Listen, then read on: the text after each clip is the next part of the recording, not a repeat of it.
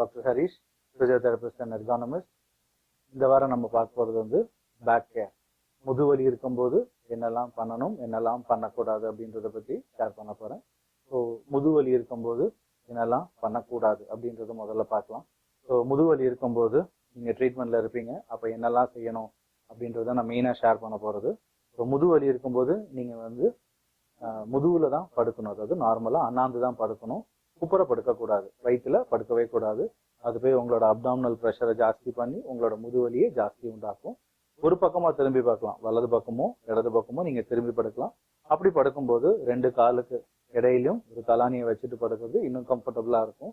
So இதுதான் common position. நேராக அண்ணாந்து படுக்கலாம், இல்லாட்டி ஒரு பக்கமாக வலது பக்கமாவோ இடது பக்கமாவோ திரும்பி படுக்கலாம். இது காமன் பொசிஷன். அது ரெண்டாவது பார்த்தீங்கன்னா, முதுவலி இருக்கும்போது சுடுதண்ணி ஒத்தனம் கொடுக்காதீங்க. சுடுதண்ணி ஒத்தனம் கொடுத்தீங்கன்னா உங்கள் வலியை வந்து அது வந்து அந்த நேரத்துக்கு அது குறைக்குமே தவிர அது வந்து உங்களுக்கு 100% ஹீலிங் ப்ராசஸ் கொடுக்காது. அந்த உள்ளே இருக்கிற ரணம் ஆடுறதுக்கான வழிகள் அதில் இல்லை. ஸோ அதனால முடிஞ்ச வரைக்கும் ஐஸ் ஃபர்மெண்டேஷன் கொடுங்க. ஐஸ் ஃபர்மெண்டேஷன் கொடுக்கும்போது ஒரு 10லேருந்து 15 நிமிஷம் நீங்கள் கொடுக்கும்போது உங்களோட அந்த கூலிங்கோட எஃபெக்டில் மசில் வந்து வூண்ட் ஹீலிங் ப்ராசஸ் நிறைய ஃபெசிலிட்டேட் பண்ணும். ஸோ அதனால முடிஞ்ச வரைக்கும் ஐஸ் ஃபர்மெண்டேஷன் பண்ணுங்கள். சுடுதண்ணி ஒத்தனம் வந்து முடிஞ்ச வரைக்கும் அவாய்ட் பண்ணுங்கள். மூணாவது ரொம்ப காமன் இது பார்த்தீங்கன்னா, முதுவலி இருந்து நீங்கள் ரீஹாபிலிட்டேட் பண்ணி எக்ஸசைஸ் பண்ணி நீங்கள் நார்மலாக வேலைக்கு போக ஆரம்பிக்கிற ஸ்டேஜில் நம்ம எல்லாரும் பண்ணுற தப்பு வந்து ஒரு வெயிட்டை தூக்குனா அப்படியே முன்னாடி குனிஞ்சு நம்ம வெயிட்டை தூக்குறோம். அப்படி தூக்கவே கூடாது. இப்போ தான் அது மசில் ப்ராப்ளம் ஆகி அதை நம்ம தான் இப்போ ரெடி பண்ணி கொண்டு வந்து ரிகவர் பண்ணிட்டு இருக்கோம்.